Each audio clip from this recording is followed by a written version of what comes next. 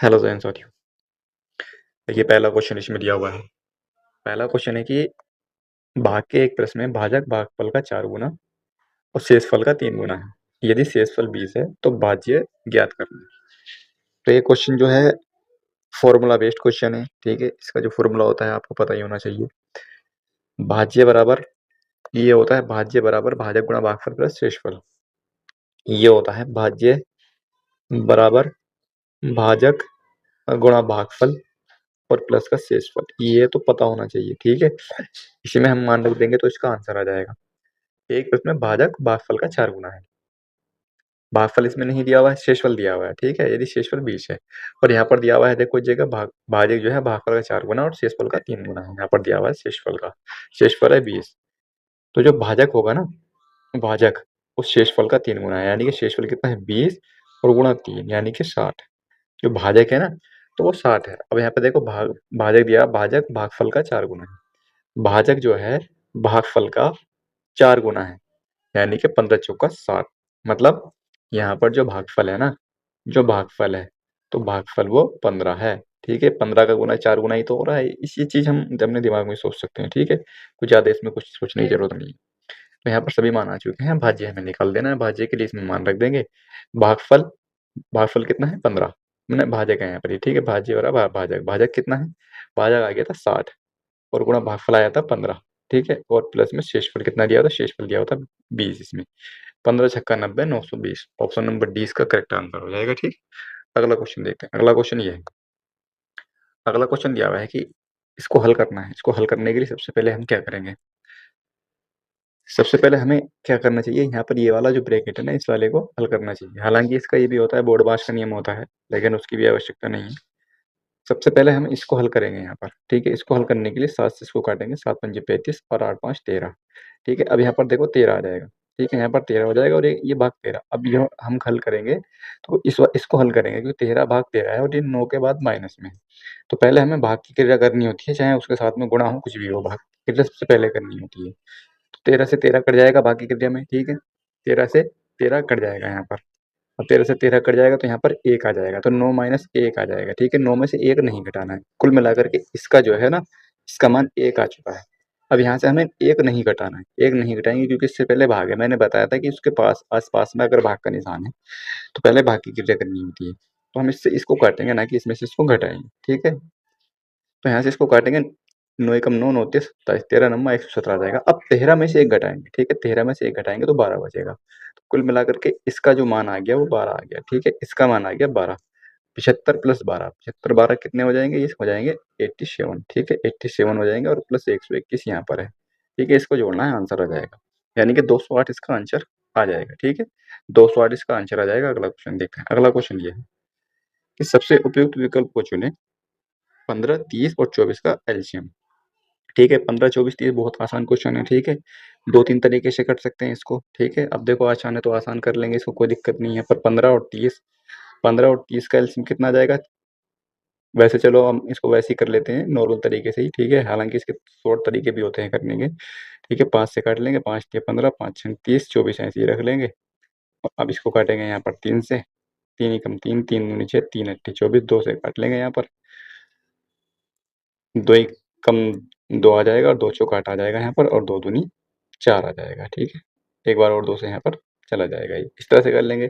8 थे 24 पंजे 120। ठीक है, 120 इसका आंसर आ जाएगा। हालांकि यहाँ से भी सोच सकते थे 15 30 और 24, 120 यहाँ पर आसानी से दिख जाएगा, क्योंकि 60 जो है 24 से नहीं कटेगा, 240 जो है ये किससे नहीं कटेगा, ये 15 से नहीं कटेगा। तो इस तरह से भी सोच सकते हैं, बहुत आसान चीज़ है। एक तरीका और इसका करने का वही मैं बताऊंगा। ठीक है, कुछ सवाल थोड़ा सा भारी आएगा तो उसमें बताऊंगा मैं, ये तो आसान क्वेश्चन है। अगला क्वेश्चन यहाँ पर ये है कि ऐसी सबसे बड़ी संख्या कौन सी है जो 18 15 18 25 32 को विभाजित करती है और शेषफल छोड़ती है क्रम से 2 1 और 0। ये एक बार देख ही लेते हैं। देखो हालांकि देखो आसान क्वेश्चन है। देखो दूसरा तरीका इसका क्या होगा, हालांकि देखो ये इसमें नहीं अपनाना है, जो बड़ी बड़ी संख्या होती है उसमें ज्यादातर उसमें अप्लाई करना है। ये तो जो आसान क्वेश्चन हो जाएगा। 15 30 24, इसमें सेकंड हाईएस्ट संख्या ये है। ठीक है, सेकंड हाईएस्ट 3 संख्या है, 24 है, 30 को भी ले सकते हैं, लेकिन ज्यादातर इसमें हमें सेकंड हाईएस्ट हाईएस्ट नंबर लेना है इसमें। 24 हमने यहाँ पर ले लिया। ठीक है, 24 ले लिया। 24 से तो 24 तो कटेगा ही, बाकी 2 संख्या रह गई हमारे पास। तो 15 और 24, यानी कि 15 को 24 से हमें भाग करना है। भाग करना है तो हमें ऐसी क्या संख्या रखें जो भाग हो जाए आसानी से। तो यहाँ पर अगर हम 3 रखते हैं तो 3 पंजे 15, 5 रखना पड़ेगा। 5 से 15 कटेगा और 3 अट्ठे 24, ठीक है, कट जाएगा। ये हो गया यहाँ पर।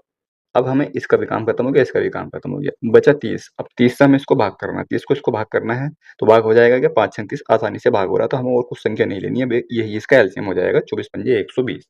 ठीक है, इस तरह से निकाला जाता है वैसे तो एलसीएम। ठीक है, लेकिन और बड़ी संख्या आएंगी तो उसमें बताऊंगा मैं। इसी यही बात इसमें कह रहा था। ऐसी सबसे बड़ी संख्या कौन सी है जो 18, ये क्वेश्चन है यहाँ पर, ठीक है, 18, 25, 32 को विभाजित करती है और शेषफल ये छोड़ती है यहाँ पर। तो इस क्वेश्चन को कैसे करना, देखो इस क्वेश्चन को करने के लिए ये बच्चे भूल जाते हैं इस क्वेश्चन को करने में। 18, 25 और 32 है यहाँ पर। ये 18, 25 और 32 ये 3 संख्या है। इसको विभाजित करना है, ऐसी संख्या लेनी है और शेषफल 2, 2, 1 और 0 छोड़ना है। 2, 1 और 0 छोड़ना है यहाँ पर शेषफल, यानी कि हमें यहाँ पर ये अतिरिक्त एक्स्ट्रा है इसमें। इसमें जो है एक्स्ट्रा है यहाँ पर। ठीक है, तो इसमें से हम घटाएंगे, इसमें से कितना बचेगा, 16 बचेगा। यहाँ पर ये 24 बचेगा और यहाँ पर ये 32 बचेगा। अब ये जो संख्या आ गई यहाँ पर 16, 24 और 32, इनका हमें एचसीएफ लेना है। इनका हमें एचसीएफ निकालना है। एचसीएफ निकालेंगे इनका, जो एचसीएफ आएगा वही वो संख्या होगी, ठीक है, जिससे विभाजित करेंगे। अब 16, 24 और 32, अब यहाँ पर भी देख सकते हैं, वैसे ऑप्शन सी देख सकते हैं, 12 से 16 नहीं कटेगा, 16 से 32 नहीं कटेगा, 8 से 24, 8 से 32, 8 दूनी 16 कट रहा है, 8 से 4, 4 से भी कट रहा है। लेकिन यहाँ पर हमें एचसीएफ लेना है। एचसीएफ होता है हाईएस्ट वाला जो होता है, ठीक है, तो 8 इसका आंसर आ जाएगा, यानी कि 8 इसका एचसीएफ है, तो 8 ही वो संख्या है। आप देख सकते हैं अगर 8 से इसको हम काटेंगे, देखो 8 दूनी 16, तो यहाँ पर 2 शेषफल बच रहा है, ये शेषफल छोड़ रहा है यहाँ पर। 8 के 24 एक शेषफल छोड़ रहा है और 8 से 32 कुछ भी नहीं छोड़ रहा, ठीक है, ऐसे पता लगा सकते हैं। अगला क्वेश्चन देखते हैं, ये 13a बराबर 14b और 11b बराबर 13c है, तो ए बी सी ज्ञात करना है, क्या होगा। तो देखो इसको कैसे करेंगे हम, यहाँ पर 13a बराबर 14b है, 13a बराबर 14b ये दिया हुआ है, दूसरा दिया हुआ है 11b बराबर 13c ये दिया हुआ है। ऐसी स्थिति में क्या करते हैं हम कि ये जो 13a बराबर 14b है, तो a का मान तो 14 हो जाएगा और b का मान यहाँ पर 13 हो जाएगा, ये अपोजिट हो जाते हैं यहाँ पर, ठीक है। ऐसे ही b का मान 13 हो जाएगा और c का मान 11 हो जाएगा यहाँ पर, यानी ए रेशियो बी निकल जाएगा यहाँ से, यानी कि 14 और 13, ठीक है। और यहाँ से बी रेशियो सी निकल जाएगा यहाँ पर 13 और 11। देखो यहाँ पर भी 13 है, यहाँ पर भी 13 है, तो यही इसका रेशियो हो जाएगा। ए का मान 14, बी का मान 13 और सी का मान 11, ठीक है।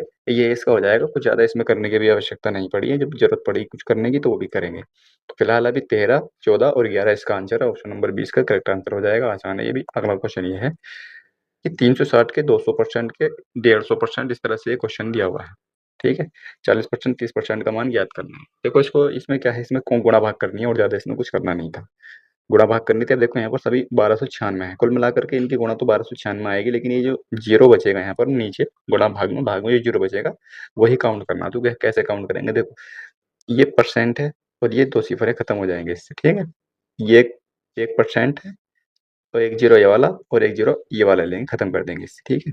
ये 1% है, ये वाला जीरो ले लेंगे और ये वाला जीरो ले लेंगे, खत्म हो जाएगा यहाँ पर। अभी हमारे पास केवल 1% बचा, ठीक है। 1% बचा और संख्या ये बची हमारे पास, क्या क्या, 36,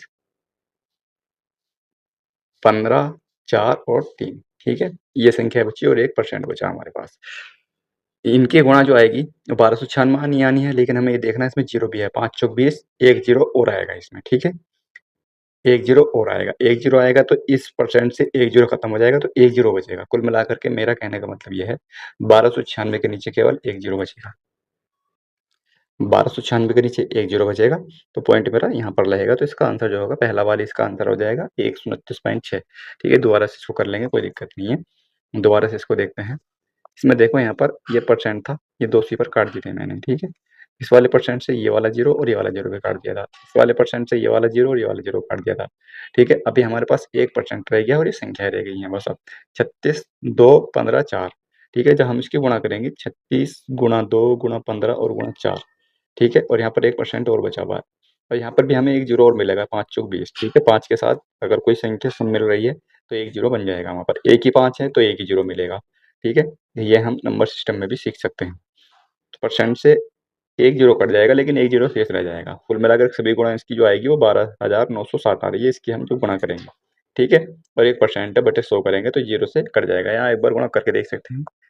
अगला क्वेश्चन यहाँ पर यह है, ईश्वर ने नया भूखंड खरीदा जिसमें तुरंत बाड़ लगाने की आवश्यकता है।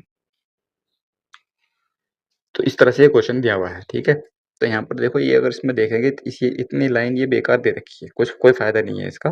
इसमें केवल हमें इसको देखना है, 16% की कमी की गई लंबाई में भी और चौड़ाई में भी, ठीक है। लंबाई और चौड़ाई में 16% की कमी की गई, क्षेत्रफल में कमी बतानी है। क्षेत्रफल क्या होता है? क्षेत्रफल एरिया होता है इसका, लंबाई गुणा चौड़ाई किसका? आयताकार भूखंड का, ठीक है। लंबाई में भी कमी की गई और चौड़ाई में भी, यानी कि ये लंबाई चौड़ाई की कमी की गई है। तो इसमें हम क्या लगा सकते हैं? सक्सेसिव लगा सकते हैं, ठीक है। 16% और 16%, माइनस का 16, माइनस का 16 और प्लस का 16 गुणा 16 और बटे में आ जाएगा 100, ठीक है। सक्सेसिव लगा देंगे यहाँ पर। 16 16 32 हो जाएगा, माइनस का 32 और प्लस में यहाँ पर आ जाएगा 16 का वर्ग 256 हो जाएगा, ठीक है। 256 पॉइंट यहाँ लगेगा, यानी कि पॉइंट यहाँ पर आ जाएगा ये 56।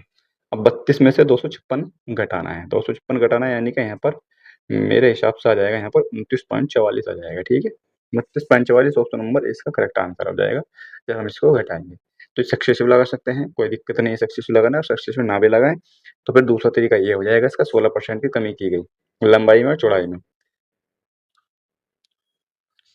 लंबाई में और चौड़ाई में कमी की गई, तो यहाँ पर 16% की कमी गई। 16% की फ्रैक्शन क्या हो जाएगी? 16% की फ्रैक्शन हो जाएगी 16/100, यानी कि 4 चौक 16, यह आ जाएगा 25, यानी कि यहाँ पर इसकी जो फ्रैक्शन आएगी तो वो 21/25 आ जाएगी, ठीक है। 21/25, यानी कि पहले 25 थी, लंबाई ले लो या चौड़ाई ले लो, ठीक है, बाद में 21 कर दी गई। उसी प्रकार चौड़ाई भी पहले 25 थी, वो फिर 21 कर दी गई, ठीक है। तो क्षेत्रफल क्या होगा? लंबाई गुणा चौड़ाई हो जाएगा, तो इनकी गुणा करेंगे 625 हो जाएगा और 21 का वर्ग 441 हो जाएगा। इसमें थोड़ी सी कैलकुलेशन करनी पड़ जाएगी थोड़ी सी। अब यहाँ पे इसको घटाएंगे, हमें निकालना पड़ेगा। तो कुल मिलाकर के ये सक्सेसिव वाला तरीका ठीक रहेगा, ठीक है। अगला क्वेश्चन यहाँ पर यह है, किसी प्रवेश परीक्षा में ये पासिंग मार्क है, अर्हता प्राप्त करने के लिए 72% अंकों की आवश्यकता होती है। यदि परीक्षा के अधिकतम अंक 650 है तो अर्हता प्राप्त अंकों के संदर्भ में कट ऑफ क्या है? तो भाई सीधा सीधा सा सवाल है ये, 72% इसकी आवश्यकता होती है, तो 72% निकाल लेंगे 650 का, यानी कि 650 अंक हैं उसमें। अगर हमने 72% ले लिए, 72% ले लिए तो हम पास हो जाएंगे। तो 72% लेने के लिए कितने लेने पड़ेंगे? 72% निकाल लेंगे इसका। तो कैसे निकालेंगे? यहाँ पर 0 से 0 कट जाएगा, ये 13 आ जाएगा यहाँ पर, और ये 2 आ जाएगा और ये 36 आ जाएगा। 13 छंग 78, ऑप्शन नंबर सी इसका ठीक आ जाएगा, 468, ठीक है। आसान क्वेश्चन था। अगला क्वेश्चन ये है, अगला क्वेश्चन ये है कि एक दुकानदार ने रुपए 10,600 में एक वस्तु खरीदी और इसे 30% हानि पर बेच दी। उस राशि से उसने एक और वस्तु खरीदी और उसे 30% के लाभ पर बेचा। समग्र लाभ या हानि क्या होगी? 10,600 में एक वस्तु खरीदी, उसका सीपी जो है वो 10,600 रुपये है, ठीक है। 10,600 रुपये और 30% हानि पर बेच दिया, तो कितने पर बेचा उसने? एसपी कितना हो जाएगा? 10,600 गुणा 30% की हानि पर बेचा उसने, तो यानी कि यहाँ पर आ जाएगा, ये आ जाएगा 7/10, ठीक है। 7/10 आ जाएगा, 0 से 0 कट जाएगा यहाँ पर, 7 छंग 42 और 7 एकम ये आ जाएगा। यहाँ पर एक 0 कट रहा है ना, 7 छंग 42 और 7 7420 रुपये में उसने उसको बेच दिया, यानी कि हानि पर बेच दिया उन्हें। 7420 रुपये में उसने उसको बेच दिया। अब उसने क्या किया? उस राशि से उसने एक और वस्तु खरीदी और उसे 30% के लाभ पर बेच दिया। अब यहाँ पर उसने एक वस्तु और खरीदी, अब फिर से उसका वो एसपी सीपी बन जाएगा। ये सी एसपी जो है फिर से सीपी बन गया है उसका, यानी उन्होंने फिर से 7420 रुपये में कोई वस्तु खरीदी, इस बार उसने लाभ पर बेचा उसको। इस बार उसने लाभ पर बेचा, कितने लाभ पर बेचा? उसने लाभ पर बेचा 13/10 पर, 0 से 0 कट जाएगा, 13 दूनी 26, ठीक है। 13 दूनी 26, 13 चौका 52 और 2 54, 13 सत्ते 91 और 5 96, ठीक है। 96 46 में उसने वो चीज़ इस बार बेची है उसने, ठीक है, जी बेची है। यहाँ पर क्या था? यहाँ पर उसने 10,600 रुपये में वो चीज़ खरीदी थी और लास्ट में उसने 96 46 रुपये में बेची है, तो कुल मिलाकर के हानि हुई है, लाभ तो हुआ नहीं है, ठीक है। लाभ नहीं हुआ है, हानि हुई है। हानि कितनी हुई है? यूनिट डिजिट 4 होना चाहिए, इसमें से इसको घटा देंगे, तो इसको घटाएंगे तो 954 आएगा, ठीक है। 954 ऑप्शन नंबर डी इसका करेक्ट आंसर हो जाएगा, ठीक है। साफ साफ दिख रहा है, लेकिन हम एक तरीके से और भी कर सकते हैं इसको, ठीक है। छोटा सवाल है तो ऐसे भी कर लेंगे, लेकिन दूसरा तरीका हमेशा ध्यान नहीं रहता है, नहीं तो देखो दूसरा तरीका क्या होगा इसका करने का। यहाँ पर देखो 30% के लाभ पर बेचा और 30% की हानि पर यहाँ बेचा था उसी वस्तु को उसने, तो यहाँ पर सक्सेसिव लग जाएगा, ठीक है। सक्सेसिव लग जाएगा, तो सक्सेसिव कितना हो जाएगा? माइनस का 30 प्लस का 30, ठीक है, और यहाँ पर माइनस आएगा 30 गुणा 30/100 आ जाएगा यहाँ पर, ठीक है? 30 आ जाएगा यहाँ पर ये, 0 से 0 कट जाएँगे, 3 9 बचेगा और ये कट जाएगा यहाँ पर, यानी कि कुल मिला कर के उससे 9% की हानि हुई है, ठीक है? 9% की हानि हुई है कुल मिला कर के। तो दूसरा तरीका बता रहा हूँ मैं, अब 10,600 में हानि अलग कर देंगे बस उसको, 10,600 में 9% की हानि करनी है, तो कितनी हानि हुई है उसको हानि बतानी है, 9% की हानि है, 2 जीरो से 0 कट जाएँगे, 9 छंग 54, 9 एकम 9, ठीक है? तो इस तरह से भी कर सकते हैं इसको, ₹954, तो नंबर डी इसका करेक्ट आंसर हो जाएगा। इस तरह से भी कर सकते हैं, लेकिन इस तरह से भी कोई दिक्कत नहीं है, ज़्यादा बड़ा सवाल है नहीं। अगला क्वेश्चन यहाँ पर ये है, अगला सवाल ये है कि एक दुकानदार 55,000 में एक एयर कंडीशनर बेचता है और उपहार के रूप में 5,000 का एक गिफ्ट बॉक्स, यानी कि गिफ्ट वाला इसमें क्वेश्चन दिया हुआ, अच्छा क्वेश्चन है। तो इसको कैसे करेंगे? इसको करने के लिए इसमें देखो, इसमें दिया हुआ है कि 55,000 में एक एयर कंडीशनर बेचता है, यानी कि उसका जो एसपी है अभी इस समय पर वो 55,000 है, ठीक है? 55,000 रुपये में बेचा उसने, 5,000 का एक गिफ्ट भी दे दिया उसने मुफ्त में, 5,000 का गिफ्ट दे दिया, 5,000 का, और 2,000 उससे लेता भी है ये, जब वो घर पर डिलीवरी के लिए 2,000 रुपये उससे लेता भी है, ठीक है? तो कुल मिलाकर के इसने जो सामान बेचा है वो कितने का बेचा है? 55,000 में से 5,000 गए और यानी कि 52,000, 52,000 रुपये में उसने वो चीज़ बेची है उस ग्राहक को, ठीक है? 52,000 रुपये में। और यहाँ पर बोला है कि उसे पूरे लेन-देन में 30% का मुनाफ़ा होता है। 30% का मुनाफ़ा होता है, सीपी कितना हो जाएगा? सीपी कितना हो जाएगा यहाँ पर? 30% का मुनाफ़ा अगर मैं लेता हूँ यहाँ पर, यानी कि 10/13, 13 चौका 52, 40,000 रुपए, ठीक है? 40,000 रुपए उसका सीपी है। उस दुकानदार का, उस एयर कंडीशनर का 40,000 रुपए में खरीदी हुई थी। बोला है कि अगर उसको वो ग्राहक को उपहार ना दे, 5,000 का उपहार ना दे, तो उसका लाभ कितना होगा? अब अगर वो उसको उपहार ना दे, तो ये 5,000 जो है ना ये 5,000 ये इसमें नहीं ऐड होंगे, केवल ये 2,000 रुपए इसमें से नहीं घटेंगे, क्योंकि जो उपहार ही नहीं दे रहा वो इस बार, ठीक है? इस बार उपहार नहीं दे रहा वो, तो क्या करेंगे? केवल इस 2,000 को ऐड करना है, 55,000 में केवल ये 2,000 रुपए ऐड होंगे, इन 5,000 का कोई काम नहीं रहेगा। ये 2,000 और लेगा केवल उससे घर पर डिलीवरी के, तो 57,000 में बेचेगा उसको, ठीक है? अब जो है वो 57,000 में बेचेगा अगर वो उसको उपहार ना दे, ठीक है? तो उसने कितने रुपए कमा लिए यहाँ पर? लाभ ही पूछा जा रहा है, तो उसने कमा लिए 17,000 रुपए, ठीक है? 17,000 रुपए कमा लिए कितने पर? 40,000 पर, ठीक है? 40,000 उसका क्या था? सीपी था, गुणा आ जाएगा 100, बस इसको कैलकुलेट करना है। 3 सिफर यहाँ से कट जाएँगे, ये 1 सिफर यहाँ से कट जाएगा, 117, ये 170 बटे 4 आ जाएगा। या मैं इसको 170 की जगह मैं 2 अट्ठे 16, 2 पंजे 10 बटे 2 भी कर सकता हूँ, ठीक है? ये भी करता हूँ। इसको काटूँगा मैं यहाँ पर, ये आ जाएगा मेरे पास 2 चौक 8, 2 दूनी 4 और 2 पंजे 10, 42.5% ऑप्शन नंबर बी में है, ठीक है? ऑप्शन नंबर बी हो जाएगा इसका, 42.5% का लाभ हुआ है इसको। ठीक है, थोड़ा-सा कैलकुलेटिव सवाल है, लेकिन बस समझने की बात है, थोड़ा-सा कैलकुलेटिव है। अगला क्वेश्चन ये है, छूट के बाद एक टेबल का विक्रय मूल्य ₹22,680 है। यदि क्रय मूल्य अंकित मूल्य का 75% है, तो क्रय मूल्य बताना है कितना होगा? आसान क्वेश्चन है, यहाँ पर विक्रय मूल्य दिया हुआ है, एसपी दिया हुआ है यहाँ पर, ये एसपी दिया हुआ है यहाँ पर ₹22,680 का, ठीक है? मार्क प्राइस नहीं दिया है, मार्क प्राइस हमें निकालना पड़ेगा। मार्क प्राइस क्या होगा? मार्क प्राइस पर ही छूट दी जाती है, ठीक है? मार्क प्राइस यानी कि अंकित मूल्य पर ही छूट दी जाती है, 16% की छूट देने के बाद वो मूल्य 22,680 का हुआ था। तो यहाँ पर एमपी कितना हो जाएगा? एमपी हो जाएगा 22,680 गुणा 100/16, ठीक है? ये 16 इधर नीचे चला जाएगा और परसेंट ऊपर चली जाएगी इसकी। इसको हम यहाँ से कैलकुलेट करने पर हमारा ये जो आ रहा है ये, तो कैलकुलेट करने पर आ रहा है हमारा 27,000, ठीक है? एमपी का मान आ जाएगा यहाँ पर 27,000, ठीक है? आसान है, यहाँ पर मैंने भी कैलकुलेट करके देखा है वीडियो रोक करके, तो ये 27,000 रुपये आया है।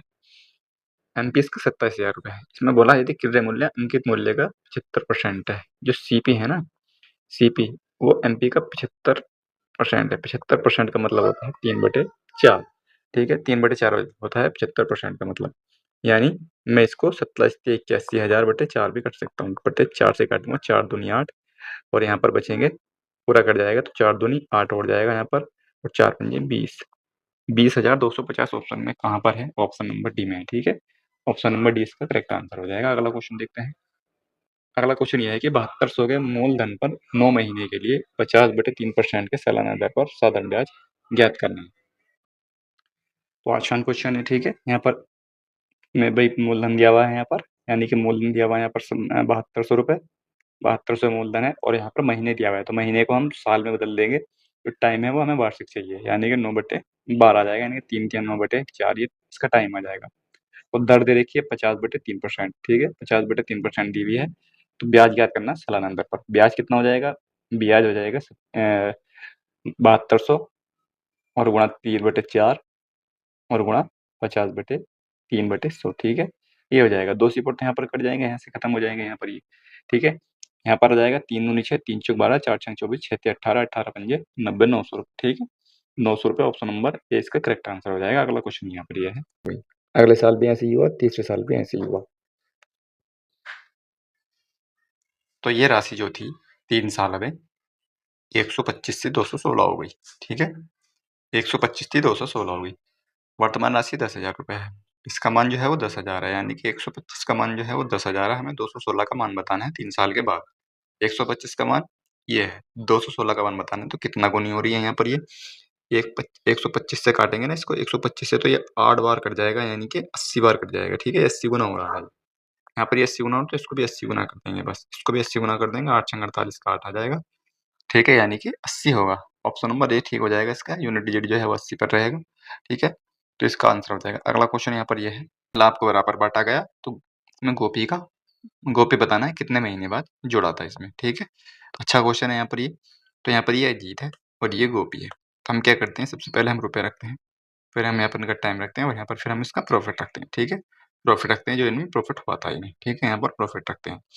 तो रुपए कितने? 32, ठीक है। ये 32,000 रुपये लेकर के शामिल हुआ था और ये 96,000 रुपये लेकर के शामिल हुआ था, लेकिन हमें पता नहीं है कब शामिल हुआ था, वही निकालना। यहाँ पर इनका रेशियो लेंगे तो ये 1 का और 3 का रेशियो आ जाएगा, कट जाएगा यहाँ पर, 32 के 96 होते हैं, तो 1 का और 3 का रेशियो आ जाएगा यहाँ पर। तो जो प्रॉफिट होगा ना, प्रॉफिट यहाँ पर इन्हें बराबर हुआ था, ठीक है, प्रॉफिट इन्हें बराबर हुआ था, ये प्रॉफिट है। तो यहाँ पर हम यहाँ पर क्या रखेंगे, ये 1 है यहाँ पर, 1 यहाँ पर गुणा करते हैं और यहाँ पर रख देते हैं। तो 1 कितने से गुणा करेंगे? 3 से गुणा करेंगे, तभी हम यहाँ पर 3 रखा गया है। इस 1 के यहाँ पर 1 ही आएगा यहाँ पर, ठीक है। इस 1 की यहाँ गुणा करेंगे और यहाँ पर रख देते हैं यहाँ पर। ये हम ये भी कह सकते हैं कि ये एक दूसरे के अपोजिट होते हैं, रुपए और टाइम, ठीक है। ये बात भी आपने देखी होगी, ठीक है। अपोजिट होते हैं वो इसी तरह से अपोजिट होते हैं। तो अपोजिट क्यों होते हैं वो चीज़ हमें पता होनी चाहिए, ठीक है, इसलिए मैंने ये चीज़ बताई है यहाँ पर। तो यहाँ पर टाइम का रेशियो जो है वो 3 का और 1 का है, ठीक है। टाइम का रेशियो 3 का और 1 का है। ये जो है अजीत, ये पूरे 12 महीने लगा रहा था, यानी कि 1 साल में 12 महीने होते हैं, तो 12 महीने लगा रहा था।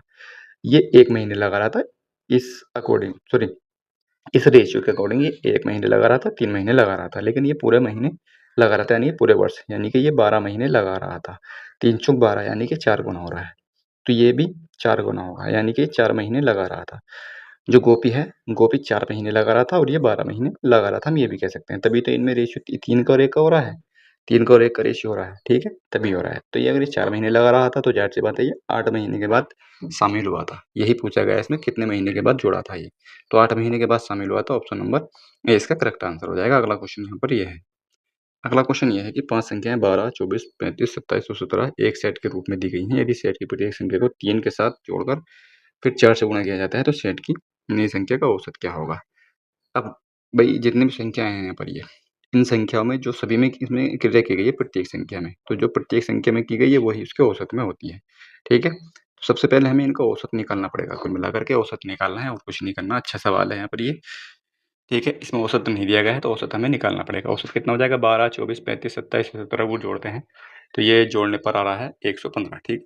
115 जोड़ने पर आ रहा है, ठीक है? 115 आ जाएगा और संख्याएँ कितनी हैं यहाँ पर? 5, ठीक है? 5 दूनी 10, 5 तिया 15, यानी कि 23 इनका एवरेज है, इनका जो औसत है वो 23 है। अब जो नया औसत होगा वो भी ऐसा ही होगा जैसे सभी संख्याओं में किया गया है, यानी कि 3 के साथ इसको गुणा किया गया है और 4 से भाग किया गया है, ठीक? इसमें सॉरी 3 के साथ जोड़कर, 3 जोड़ा गया है ना कि गुणा की गई है इसमें, ठीक है? 3 जोड़ा गया है इसमें और 4 से गुणा की गई है, ठीक है? ये दिया गया है, 3 से जोड़ा गया है और 4 से गुणा की गई है। ये आ जाएगा यहाँ पर 26, 26 गुणा 4, 4 छंग 24 और 4 दूनी 8, ऑप्शन नंबर 20 का करेक्ट आंसर हो जाएगा। आसान क्वेश्चन है।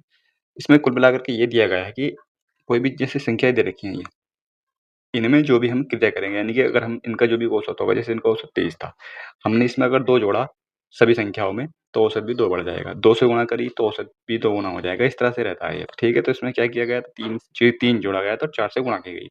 तो वही काम हमें औसत में भी करना होगा। अगला क्वेश्चन यहाँ पर ये है, पी, क्यू और आर का औसत वजन 52 किलोग्राम है। पी और क्यू का औसत वजन 40 है, क्यू आर का औसत 47 है, तो क्यू का वजन बताना है, क्या होगा? इसको कैसे करेंगे, पी क्यू आर का औसत वजन कितना है, P plus Q plus R, इनका टोटल वजन निकल जाएगा 3 पंजे 15 और 3 दूनी 6 156 हो जाएगा। ठीक है, और यहाँ पर पी और क्यू का औसत वजन कितना हो जाएगा, पी प्लस क्यू का वजन हो जाएगा यहाँ पर पी प्लस क्यू के 46 दूनी 92, क्यू और आर का हो जाएगा क्यू प्लस आर का टोटल वजन हो जाएगा यहाँ पर 47 दूनी 94। ठीक है, यहाँ पर पूछा क्या है, पूछा है यहाँ पर क्यू का वजन, क्यू का वजन इसमें पूछा गया है। तो इसमें क्या करेंगे हम, इसमें देखो P plus Q plus R बराबर दिया हुआ है और यहाँ पर 2 क्यू दिए हुए हैं, तो हम इसको जोड़ सकते हैं दोनों को अगर हम जोड़ेंगे इन्हें, P plus R plus 2 Q ये हो जाएगा यहाँ पर। ठीक है, ये आ जाएगा यहाँ पर P plus R plus 2 Q, यानी कि इसको जोड़ देंगे तो ये हो जाएगा यहाँ पर 180 186 हो जाएगा यहाँ पर ये। ठीक है, P plus two Q plus R. अब इसमें से इसको घटा देंगे पहले, क्योंकि पी भी कट जाएगा आर भी कट जाएगा, 2 क्यू में से एक क्यू बचेगा, घट जाएगा, तो केवल क्यू बचेगा, 186 में से 156 घटेंगे, तो यही हमारा आंसर आ जाएगा, ऑप्शन नंबर ए ठीक हो जाएगा 30। ठीक है, आसान क्वेश्चन था।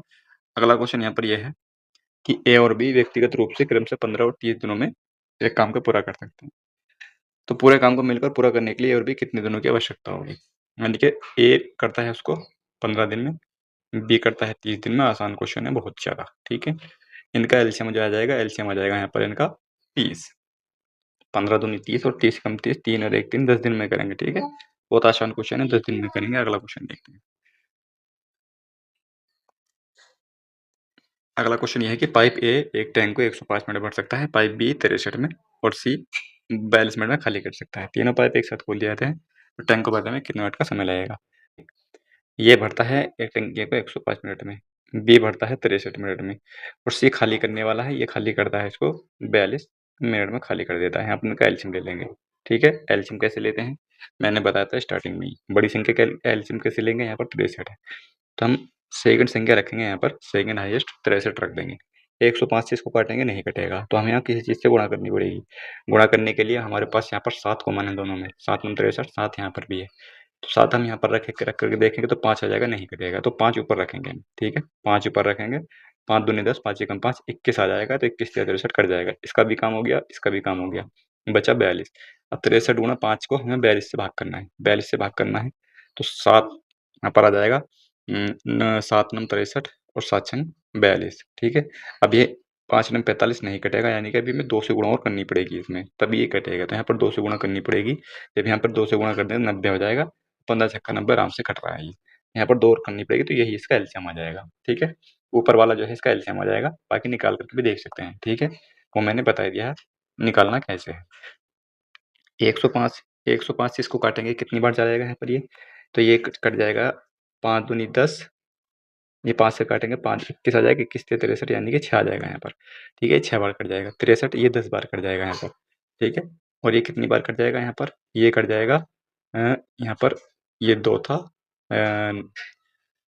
ये कटेगा यहाँ पर 63 गुणा 5 बटे 2 बटे 42, यानी कि 7 नम 63, 7 छंग 42, 2 तिया 6, 3 तिया 9, 3 पंजे 15 बार। ठीक है, ये 15 बार कट जाएगा यहाँ पर, ये 15 बार यहाँ पर कट जाएगा, तो कुल मिलाकर के ये खाली करता है 15 यूनिट, कितने में, 1 मिनट में। 1 मिनट में 15 यूनिट खाली करता है और बढ़ता कितने हैं, 6 यूनिट और 10 यूनिट, यानी कि एक साथ बढ़ता है 16 यूनिट। तो ये जो है अगर तीनों को एक साथ खोल दिया जाए तो ये 16 यूनिट तो भरेगा 1 मिनट में और 15 यूनिट उसी समय खाली कर देगा, यानी कि केवल 1 यूनिट भरा जाएगा, 1 यूनिट भरा जाएगा 1 मिनट में। तो बोला है कि टंकी को भरने में कितना मिनट लगेगा, टोटल टंकी कितनी हो जाएगी, 5 दूनी 10 63, 630 लीटर की है, तो इसकी भरने की जो एफिशिएंसी है वो 1 है, तो 630 ही इसका आंसर आ जाएगा। 630 मिनट लेंगे, ऑप्शन नंबर 20 का करेक्ट आंसर हो जाएगा। अगला क्वेश्चन ये है कि क्यों एक यात्रा को 51 घंटे में पूरी करती है, वह यात्रा के पहले आधे भाग को 48 और दूसरे आधे भाग को 54 किलोमीटर की गति से पूरी करती है। पूरी यात्रा की कुल दूरी बतानी है कितनी होगी। तो इस सवाल को मैंने अच्छे से बताया हुआ है। यहाँ पर ये एक दूरी है, ये आधी आधी दूरी है। ठीक है, दोनों बराबर हैं, पहला आधा भाग पहला, दूसरा आधा भाग, दोनों बराबर है। यहाँ पर जो इसकी स्पीड है वो 48 किलोमीटर प्रति घंटा की है। ठीक है, और यहाँ पर स्पीड जो है इसकी 54 किलोमीटर प्रति घंटा की, और यहाँ पर जो टोटल समय लगता है इसको 51 घंटे लगते हैं इसको। ठीक है, 51 घंटे लगते हैं।